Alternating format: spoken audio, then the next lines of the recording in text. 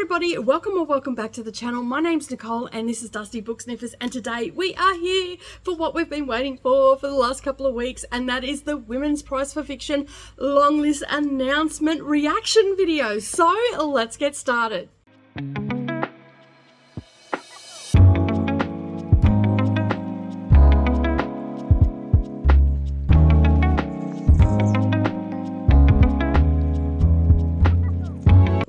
Good evening everybody, and welcome back to the channel. Thank you for taking some time out of your day and spending it with me while I prattle on about the Women's Prize for Fiction long list. Yes, that's right, it was announced this morning at the lovely time of 4 a.m. So I sat up a little bit later than I should have last night, so I got up at 10 to 4 this morning, bleary-eyed, and basically watched the, 4 or 5 minute video of all the books being announced. Now, they don't go into great detail or anything like that, so it gives me an opportunity.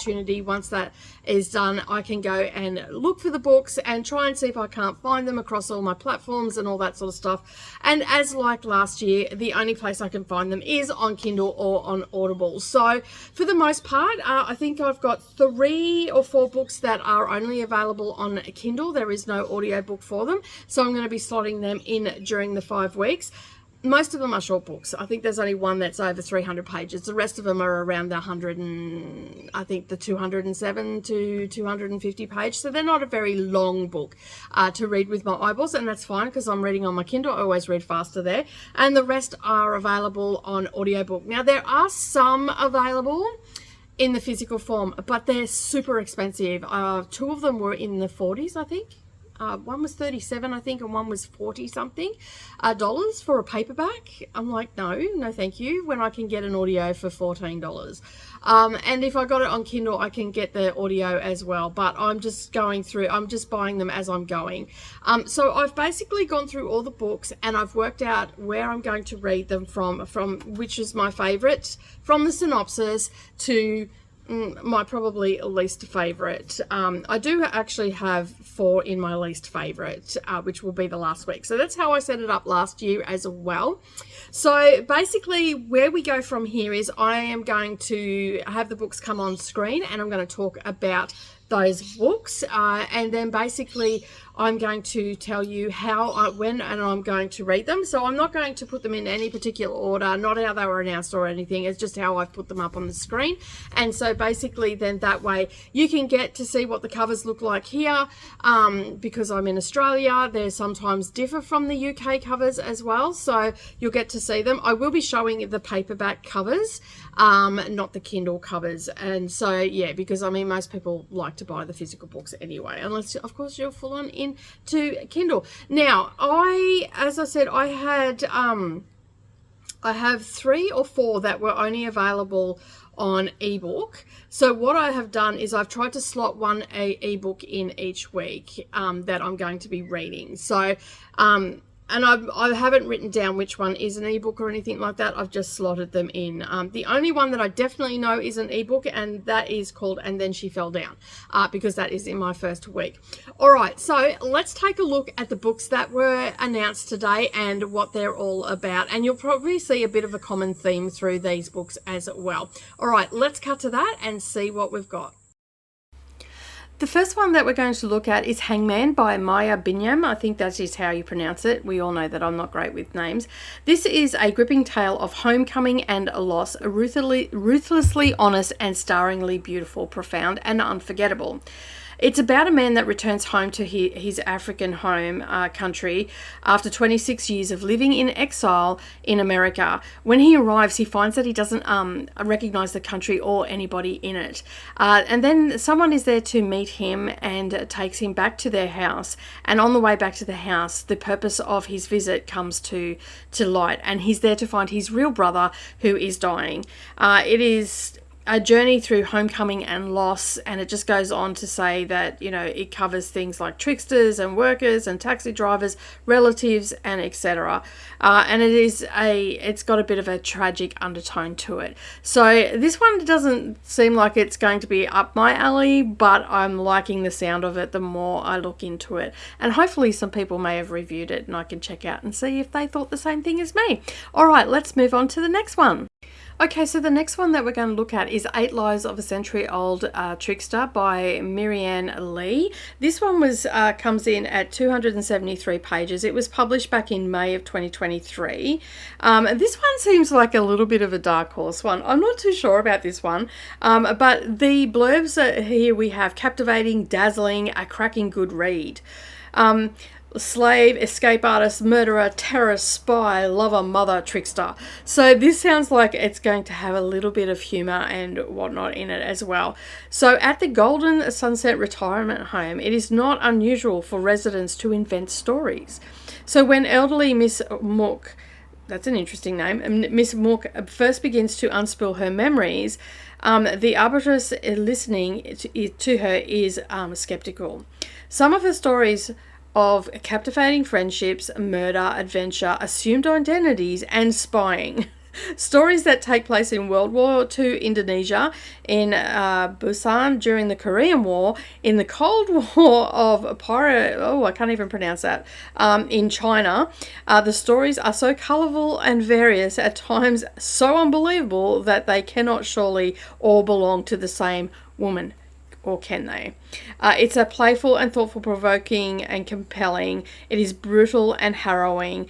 And it just goes on to say a whole heap of storytelling, trickery, and survival is revealed. So it sounds like a really interesting read, although it's not one that I probably normally would. But the fact that it is set in a in the Golden Sunset Retirement Home, I think we're going to get a lot of funny moments in this. And it sounds like, tall tales sort of thing, when you're sitting around and listening to your grandpa or your grandmother talk, and it just sounds too unreal to be true, right? So this is sort of what it sounds like to me. So this one's actually crept up a little bit. I did hear that it was like a collection of short stories, and from what that says there, it does sound like that, but it's not a short story as such. It's a one person telling short stories about their life. So it sounds a little bit interesting. So yeah, you'll have to keep an eye out for when I read that one. Okay, so the next one is an Australian author, and this one came to my attention because Chris, that comes on Sprints, pointed this author out to me, and this is Restless, Dolly, Monda by Kate Grenville. I think it's the only Aussie that is in the long list this year. Now, Kate has been nominated in the long list before a few years ago, so yeah, and I'm pretty excited to read this one because I've not read this author before, so I'm pretty excited. This comes in at 256 pages, so not an overly long book. It was published in the 18th of July 2023. And this one is following the story of Dolly, and she was born at the end of the 19th century when society's long locked doors were starting to creep open for women. Growing up in a poor farming family in country New South Wales, but clever, energetic and determined, Dolly spent her restless life pushing at those doors. Most women like her have disappeared from view, remembered only in family photos and albums as remote figures in impossible clothes, or maybe for lemon pudding recipes handed down through the generations. Restless Dolly Monda brings one of these women to life as someone we can recognise and whose struggles we can empathise with. So it sounds like a really interesting book. It's set in outback New South Wales, which is awesome as well. And I do love a story where women rise above it and push against society's norms and all that sort of stuff. And that sort of sounds like this sort of book. So yeah, so that is the Australian entry.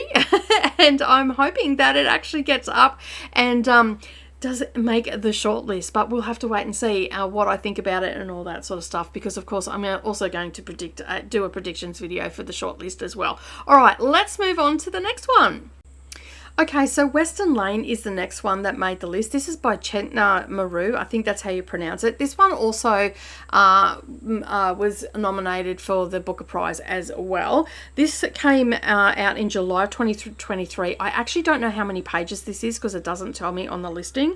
And it was published by Picador. Now, this one is about a young athlete who has lost her mother, and her father has enlisted her into quite a brutal regime of training. And so So she starts to lose touch with her sisters. The game squash becomes her whole world, and this all happens just after her mother dies. So she is on the court all the time. She's always training. As I said, she's losing touch with her sisters and all that sort of stuff. And then she's basically guided by the rhythms of the game. The serve, the volley, the drive, the shot, and it's all its echoes. But on the court, she's not alone. She is with her pa. She is with Jed, a 13-year-old boy with his own formidable talent. She is with the players who have come before her, and she's in awe. So this is like a coming of age story, and so we'll just be following along and finding more about it. And so as I said, this is a taut, enthralling first novel about grief, sisterhood, and a young athlete's struggle to transcend herself. All right, let's move on to the next one. Okay, this one sounds a little bit different. This one's by Karen Lord. It's called The Blue Beautiful World. This one is one of the books that was $31 for the paperback, so I ended up getting it on Kindle. It comes in at 235 pages. It was published by Gulliance, and it was published in August of 2023. Now this one is a little bit of a sci-fi one from what I can gather. So basically this is what the blurb says. The world is changing and humanity must change with it. Rising seas, soaring temperatures have radically transformed the face of the earth. Meanwhile, Earth is being observed from afar by other civilizations, and now they are ready to make contact. Vying to prepare humanity for first contact are a group of dreamers and change makers, including Peter Hendricks, a genius inventor behind the most advanced VR tech, and Charcy, I think is how you pronounce it, a beloved celebrity icon with a passion for humanitarian work, and Kanoa, I think it is how you pronounce it, a member of a global council of young people drafted to reimagine the relationship between humankind and alien societies. And they may have an unexpected secret weapon. Owen, a pop megastar whose ability to connect with his adoring fans is more than just charisma. His hidden talent could be the key to uniting Earth as it looks towards the stars. But Owen's abilities are so unique that no one can control him, and so seductive that he cannot help but use them. Can he transcend his human limitations and find the freedom he's always dreamed of? Or is he doomed to become the dictator of his nightmares? It sounds like a very interesting book, to say the least. I don't know if it's something that I would want to read. And in fact, this is in my bottom 4. But anyway, it sounds a little bit comical as well. But we'll see what happens with it, shall we? Okay, so the next one that made the list is Night Bloom, and this has been talked about by several people across Booktube. It was mentioned in quite a number of prediction lists and all that sort of stuff. I actually had not heard of this book, and I've not heard of this author before. I don't know where I've been. Apparently I've been under a rock, but anyway, Night Bloom is by, and I'm going to attempt to pronounce these, but Peace Adzo Medi, I think, is the author's name. They are also the author of His Only Wife as well, is another book by this particular author. This one comes in at 353 pages. This is One World Publications put this book out, and it was published in the 13th of June. Now, this one seems like another coming of age one. I'm not 100% sure, but it's a stunning novel about a childhood friendship rocked by hidden secrets. Growing up in the same Ghanaian town as Cilicia and Akafor, I'm so sorry if that's wrong, are more than just cousins. They are best friends. The girls share everything, whispered late night conversations, dreams of the future, and also secrets. But as they enter their teens, Southsea begins to change, building a wall around herself designed to keep everybody away from her. And soon Akafora no longer recognizes her sullen, withdrawn cousin. It will take many years for their paths to cross again. Their lives may have drifted in different locations, but Southsea and Akafora haven't forgotten the closeness that they once shared. Akavana now works in international development, and as she navigates the challenges of life as a black woman and a mother in the US, Salsi is a successful restaurant owner running the hottest spot in Akara, I think is how you pronounce it. Oh my goodness, the names in this. I'm definitely going to get this one on audio just so I can learn how to pronounce the names. I'm terrible with pronunciations. I do apologise, anybody that's watching this. I'm sorry. And when an incident at the restaurant puts Salsi's life in danger, the women must overcome their differences and face the truth of what happened all those years ago, even if others would prefer them to remain silent. It's an irresistible story about female friendship and the relationships that shape us and the people that we never quite leave behind. So I'm really looking forward to this one. This one sounds like it's very emotionally charged as well. I always love reading about female friendships, especially if it's with cousins as well. That's another thing. I like to see the dynamics and everything. So I'm hoping that this one will meet those little criteria that I have. All right, let's move on to the next one. Okay, so this one is called Brotherless Night. It is by Vivi. Oh, you can see it there on the, I'm not even going to try to attempt that last name, but anyway, you can see it there. This one comes in, this one was published by Penguin, and it was published on the, oh, it doesn't have the publishing date. Okay, so it's got 339 pages. And so this one is a heartbreaking exploration of a family fractured by civil war. This beautiful, nuanced novel follows a young doctor caught within conflicting ideologies as she tries to save lives. 16-year-old Sashi wants to become a doctor, but over the next decade, a vicious civil war tears through her hometown of Jaffna. Her dreams take her on a different path, as she sees those around her, including her four beloved brothers and their friend, get swept up in the violent political ideologies and their consequences. Desperate to act, she must ask herself, is it possible for anybody to move through life without doing harm? That is a very complex question that is being asked by this novel. And I am looking forward to reading this one, because that is a very complex question. And yeah, so it sounds very interesting. Civil war, we've got, you know, someone that's trying to rise above it and all that sort of stuff. So yeah, all right, let's move on to the next one. Okay, so this one is called The Maiden by Kate Foster. This one has had a little bit of discussion about it, that it seems a little bit mainstream by the cover and all that sort of stuff.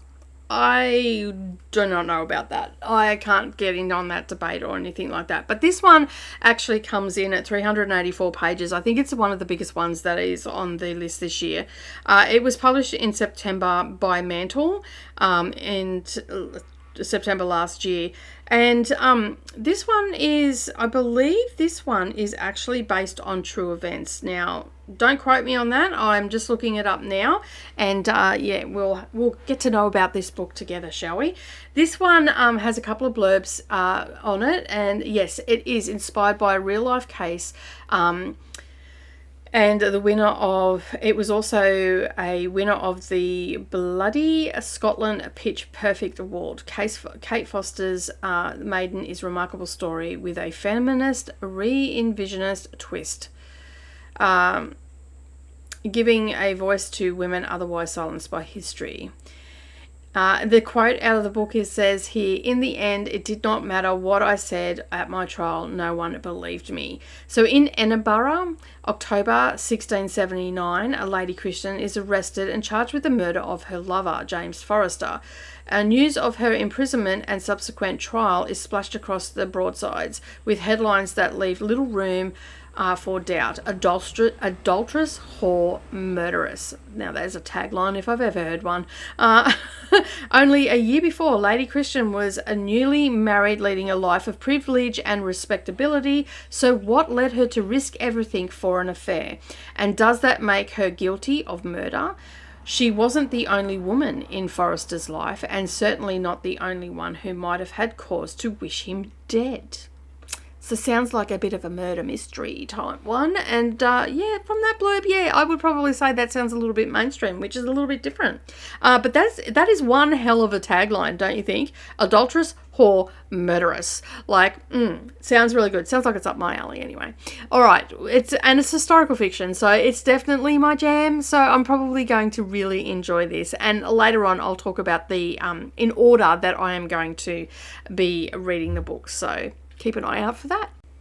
Okay, so The Wren by Anne Enright is one that I predicted to be on the list, so I was pretty happy that I managed to get this, at least 2 predictions from my prediction list. So Anne Enright has actually been nominated before, and I think this is the 4th or 5th time that she's been nominated. So she's never actually won or got into the short list that I'm aware of that I could see. So hopefully this year, fingers crossed, that this is her year. All right, so this one is... this one looks like it's going to be looking at trauma and all that sort of stuff. So I'm just going to read the blurb off the back. Nell is funny, brave, and so much love. Is a young woman with adventure in her mind. As she sets out into the world, she finds her family history hard to escape. For her mother, Carmel, Nell's leaving home opens up a space in her heart where the turmoil of a lifetime begins to churn. And across the generations falls a long shadow of Carmel's famous father, an Irish poet of beautiful words and brutal actions. This is a meditation on love, spiritual, romantic, darkly sexual, or genetic. A multi-generational novel that traces the inheritance not just of trauma but also of wonder. It is a testament to the glorious resilience of women in the face of promises false and true. Above all, it is an exploration of love between mother and daughter, sometimes fierce, often painful, but always transcendent. It sounds like a really interesting book, and that's why it landed on my list as well, because I really liked the blurb that was on the back. It was interesting, something that appealed to me. Also the fact that Anne Enright had been, on the list multiple times, but has never won the shortlist or even won the prize. So I thought, you know what, I need to read this book regardless. So this one is one that I will definitely be looking closely at, because I sort of want to get to know Anne Enright. For someone that has been nominated so many times and not won, it sort of leads me to believe that she writes really good, but she's just not hitting the mark. And maybe this year they will hit the mark pretty on the spot, and we'll see the Wren in the shortlist. All right, let's move on to the next one. Okay, so this one comes in at 365 pages, I believe, and it was published in September of last year. It was put out by Allen and Unwin. This one is, I believe, is an Indigenous author from what I've been hearing around all the places. So basically, I'm not entirely sure what this one's about. So we're going to have a look at it. I've never even heard of this author before. Rightly so, because it is a debut novel. This is covering topics of Indigenous life, womanhood, mental health as well. So on the surface, Alice is exactly where she should be in life. She's just given birth to a beautiful baby girl, Dawn. Her ever-charming husband, Steve, a white academic whose area of study is conveniently her own Mohawk culture, is nothing but supportive, and they move into their new home in a wealthy neighbourhood in Toronto. A generous gift from her in-laws. But Alice could not feel more like an imposter. She isn't bonding with Dawn. A struggle made more difficult by the recent loss of her own mother. Every waking moment is spent hiding her despair from Steve and their picture-perfect neighbours, amongst whom she is the sole Indigenous resident. Her perpetual self-doubt hinders her on one vestige of her old life that is left, writing a modern retelling of the Hundanense creation story. I do not know how to pronounce that, but anyway.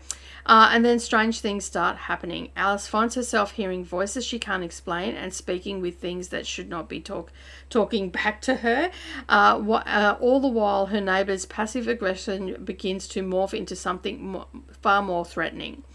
Though Steve urges her urges her that this is all in her head. Alice suspects something is very, very wrong, and her creation story holds the key for her and Dawn's survival. She just has to finish it before it's too late. So it sounds like a really interesting, compelling story, like look at mental health, mental illness and all that sort of stuff. So I'm guessing by talking to things that shouldn't be talking back to her and all that sort of stuff, we're looking at some sort of form of schizophrenia maybe. And I mean, I'm only guessing here because I've never heard of this before, but it sounds very, very interesting and I'm looking forward to reading it.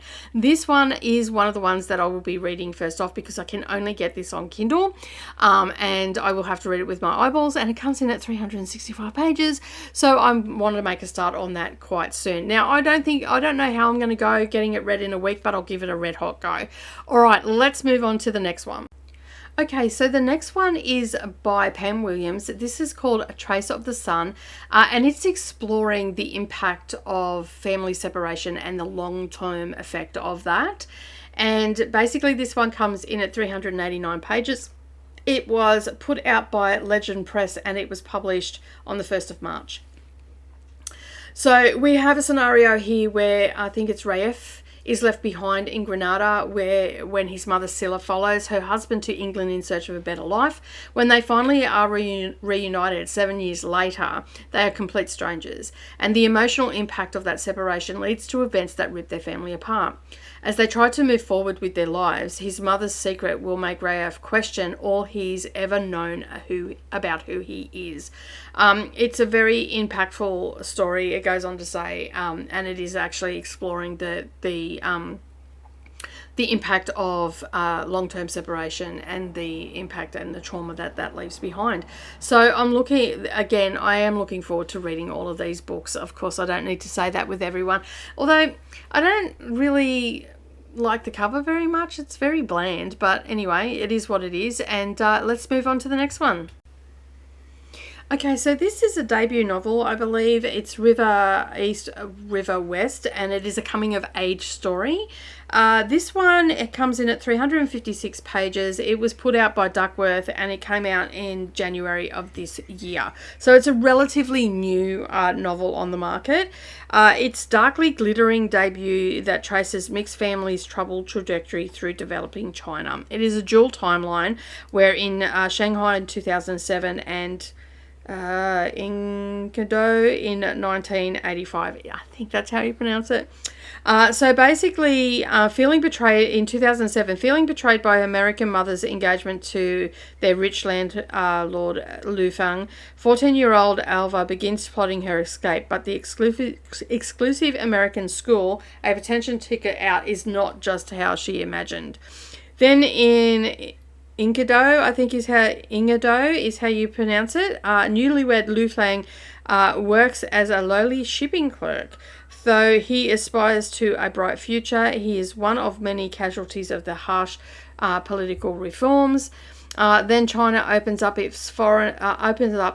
foreigners and capital, and Lu Feng meets the woman who makes him question what he should settle for.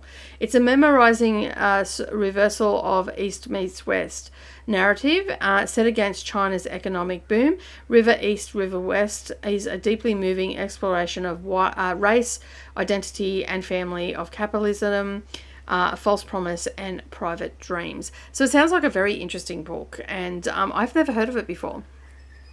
This is the first time it's actually popping up. Like, I've seen different covers and stuff like that from many different books, but I've not seen this pop up anywhere. So this is going to be a very interesting read for me. Okay, so Soldier Sailor comes in at 209 pages. It was put out by Faber and Faber. It came out in May of 2023. There is a couple of blurbs on this, but there's no real, there's not a lengthy synopsis or anything like that. So a few people have just said, like Pandora Sykes has said, my favourite book I've read this year. Someone else has said, intense, furious, moving, and often extremely funny. Paul Murray says, very, very funny. So it sounds like we might be in for a little bit of a good time with this one. But I don't know, as I read on in the blurb, I don't know, I think this is going to be pretty emotional for all those mums out there, especially new mums that might be reading this. It sounds like it's going to cut pretty close to home. So we have the, it says, In one of the most acclaimed novels of the year, her first in over a decade, Claire Kilroy takes us on deep into the mind of her unforgettable heroine. So it's going to be a lot of inner dialogue, I think, and a lot of feelings and stuff like that. It's exploring the clash of fierce love for a new life with a seismic change in identity. She vividly realizes the tumultuous emotions of being a new mother as her marriage strains and she struggles with questions of love, autonomy, creativity, and the passing of time.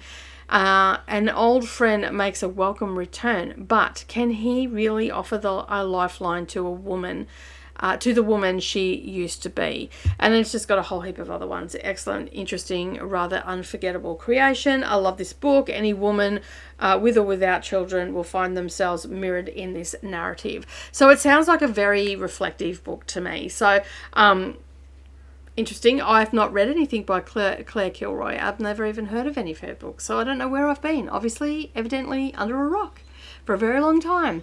But that's what I love about the Women's Prize for Fiction. It just highlights so many authors that I otherwise wouldn't find on my bookshelves in my very small country town, who only seems to have the latest release books, I might add. So I've got to venture out or go to the library, and then even still, I've got a very small library, not a great lot of content, and all that sort of stuff. So I'm looking forward to reading this one as well. Okay, so this is another one that is not that overly long. This comes in at 208 pages. It's been put out by Vintage, and it came out in July of last year. It is by Megan Nolan. It's called Ordinary Human Failings, and this one also ended up on the being shortlisted in the 2023 Nero Book Awards. Now, this is an award that I haven't looked at before, and I'd really like to go and have a look at it because I have actually heard a few people talking about this award and loving the books that have been on it. So it's one that I would like to take a closer look at. So as I said, this one's not an overly long book. It doesn't even have a very long synopsis either. It's set in London in the 1990s, and a girl has died on an estate, and then everybody starts pointing the finger to a reclusive Irish family called the Greens. At the heart of this, Carmel is she is beautiful, otherworldly, and once destined for a future beyond her circumstances until life and love got in her way. Isn't that the truth about a lot of us? Like, we have the best laid plans and then life just gets in the way sometimes. So it got in her way, and now as the scandal unfolds and the tabloids hunt their monster, she must confront the secrets and silences that have trapped her family for so many generations. So this sounds like another one that's generational trauma based and whatnot. So other than that, that's all it really says. So I don't know a great deal about it, but it is only a short book as well. So I'm expecting it to be poignant and impactful. For it to land on the long list, it must be very impactful for the judges to agree for this to be there. So time will tell, I guess. You'll have to, don't forget to subscribe and like this video as well, but mainly subscribe so you don't miss out on all the vlogs that I'm going to do for every single book on the long list. Okay, so this one here is by Effie Black. It is in the defense of the act. Now, from what I can tell, this has suicidal themes, so just be aware of that. If that is something that triggers you, please don't read this book.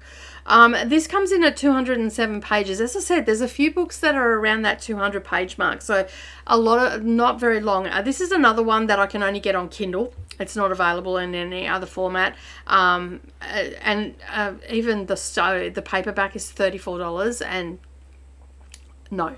So Kindle it is. And we came in at $11.99 on Kindle. So that's a big price difference. That's a $20 saving. So yeah, as I said, it's got 207 pages. So not an overly long book, but it sounds like it's going to be a very impactful book. So the synopsis is not very long either. So I'm not going to be able to give you too much information about this book until I actually read it. And this is what it had to say. Are we more like a coffee bean, a carrot, or an egg? What happens to us when we are boiled in the trials and tribulations of life? Jessica Miller is fascinated by the somewhat perplexing tendency of humans to end their own lives, but she secretly believes such acts may not be as bad after all, or at least she did.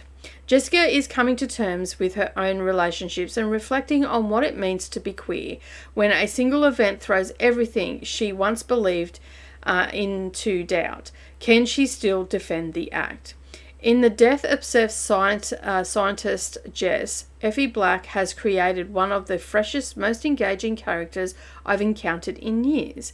In defense of the act is a whip-smart exploration of what it means to truly live, fresh, thought-provoking, and at times surprisingly funny. So that was written by that last little bit was written by Laura Wilkinson, the author of Skin Deep. So it's going to be a very interesting book, I think. Like, yeah. So I don't know. Like, I don't know. It doesn't really tell me much at all. Yeah. It just says, you know, that Effie Black is a London-based writer and a background. She has a background in science, so that's good to know. So yeah. That's all it really says. And it's only a short book. So I guess we'll find out together how impactful this book is actually going to be.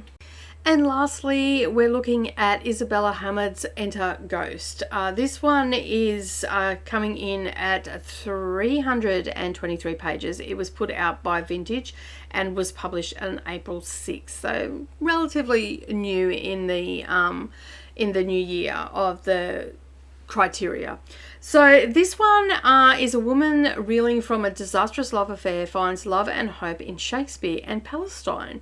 So it's nice to see that we've got something here about Palestine with everything that's going on and whatnot. So after years away from being away from her family's homeland and reeling from a disastrous love affair, actress Sonia returns to Haifa to visit her older sister Haneen. And on her arrival, she finds her relationship to Palestine is fragile, both bone deep and new. When Sonia meets a charismatic Mariam, a local director, she joins the production of Hamlet in the West Bank. Soon, Sonia is rehearsing with a dedicated, if competitive group of men. Yet, as the opening line draws clear, it becomes clear how many obstacles stand before the trip. Amidst it all, the life she once knew starts to give way to an exhilarating possibilities of finding new self and ancestral in her ancestral home. Okay, I buggered that one up completely, but I'm going to leave it as it is.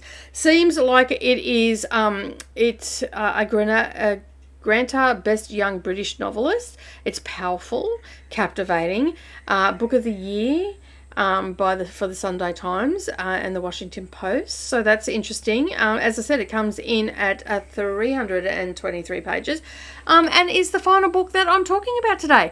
So as you can see, that is a pretty lengthy list, 16, and some very compelling reads on there. Alrighty then, I better start reading, shouldn't I? Okay, so as you see, there are a lot of books on here. As I said, I've never heard of them before, and I'd just like to say a big thank you to Chris for shouting out the Aussie author that I put on my prediction list, because that the Aussie author has actually come up and her name is escaping me yet again. Oh dear me, I didn't write it down, I just wrote the title of the book. Alright, so I'm just going to give you the titles of the books that I'm going to read so you know what order I'm going to read them in. I must say that I did what I did last year and put the least favourite to last, and I'm wondering if that is probably not a good thing to do. But you never know. These are just, I'm going from the synopsis, so you never know. I might find something in that last four that is absolutely fantastic. So you've all heard the synopsis. So basically what I'm going to do is start with my favourite. Like I did last year, The Bandit Queens was one that really appealed to me and I wanted to read that. Well, this year, The Maiden is one of them. This one, as I said, is based on some true story. So I'm really looking forward to reading that. And then, so week one, I'm reading The Maiden, Ordinary Human Failings, and Then She Fell. In week two, I am reading The Hangman, which is actually a Kindle book because that's not available on audio. Trace of the Sun, River East, River West. Week three, I'm going to read Night Bloom and 8 Lives of a Century-Old Trickster. That sounds like a bit of a fun book, but I have heard that it is like a collection of short stories, which I didn't think were allowed to, but they're all interconnected to make one novel. So that's what I've sort of heard. So I don't know. I'll guess I know when I find out, when I get to it. That is also a Kindle book. So you can see that I've sprinkled them through.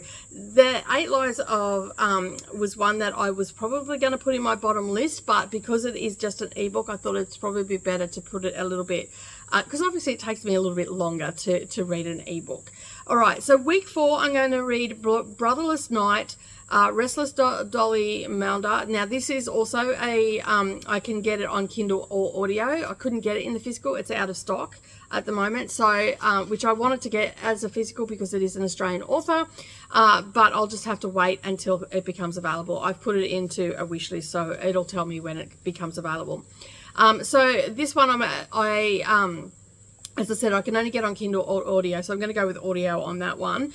And The Wren is also going to be read in week 4. And then week 5, I have 4 books in week 5. In the Defense of the Act is is a Kindle book. It's only 207 pages, so it's not going to take me long. The Blue and Beautiful World, Enter the Ghost, and Western Lane. Now these ones from the they are my least interested books that I'm in. So if I had to pick my bottom, I'd probably go with Blue and Beautiful World. Was my least inspired. I wasn't being inspired to read it. And then my top one was the Maiden, as I said. So basically, I have now got my TBR. So I guess this is what you can call my March and April TBR. Now, also, what I'm going to be doing alongside these books, I'm going to be endeavouring to read the Stella Prize as well. Now, there are 12 books on that, and they get released a day apart from each other. So basically, I'm going to endeavour to read some of those books in there. They won't be in the vlogs, but they will be a separate vlog in themselves because I'm not sure if I'm going to get to them. So it might only be one vlog for the month. But next year, I will be incorporating that in. So I will be reading 2 long lists simultaneously next year. So that is the plan. I just have to save up for that because, of course, I tried to find a lot of these books on Everand and I could not find any of them on Everand. The wind has just started to blow. It's all going in my face. And so, yeah, so that's making it a little bit difficult. But in saying that, I have last year, I went looking for the books on Everand, and then about a week later, a lot of them started popping up on Everand. So I'm hoping that the same thing's going to happen again. And I've also checked my library app, and none of these are popping up. But I am in Brisbane. As you can tell from my background, I'm still on location. Basically, I'm going to go into the city at some stage over the weekend, and I'm going to go to the State Library, and I'm going to see if I can join up for the State Library and then get myself attached to either Hoopla or Libby and see if I can't get some of the books from there. So it is getting frustrating because it costs a small fortune to get all these books, and even the Kindle books aren't cheap. So all the physical books were over $20. I think there was only one, and I can't remember what it was now. I think there was only one that was under $20 that came in at $18. But the rest were all anywhere from $24 to $29, and there was a couple that were in the $30s and $40s. And then even the ebooks from Kindle were like, you expect them to be at least half the price. They weren't even half the price. And the audiobook attachment, normally you get it like for $3.50.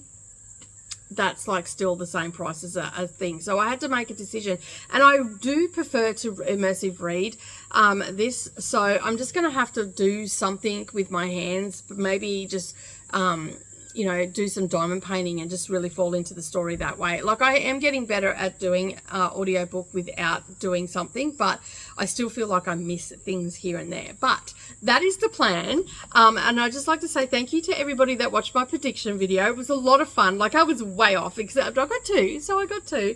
I just wanted to make it a little bit fun because, I mean, realistically, it was anybody's guess. And I think that when I was watching a live stream this morning that had Gemma Books on, and I do apologise to the other ladies, I've actually forgotten their channel names, but I was watching that, listening to that this morning while I was getting ready to take Mia to school, And yeah, and that they didn't guess very many. There was a couple people that guessed 5. I'm like, kudos to them. I'm going to go and watch their channels and all that sort of stuff. So it's exciting. I love this time of year.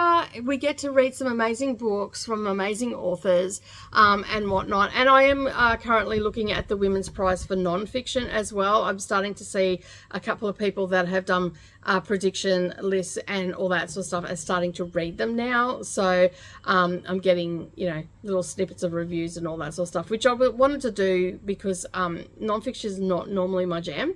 So, but yeah. But anyway, we are in the season of doing this, and what you can expect from the channel going forward is I'm going to endeavour to have these read every Thursday. So by Wednesday, Tuesday, Wednesday, so I can film my intro and my exit for each one, and then you can see what I felt about the books and all that sort of stuff. So I'm just going to vlog my way through. Last year I sort of read them and then sat down and talked about them. This time I'm actually going to vlog my way through the books and just give you my thoughts and all that sort of stuff. But that is it from me today. Keep an eye out, and if you haven't yet subscribed, make sure that you subscribe and click all notifications, and then that way you're not going to miss out any of the prize chit chat. And as always, keep turning those pages, and I'll see you in the next video. Bye for now.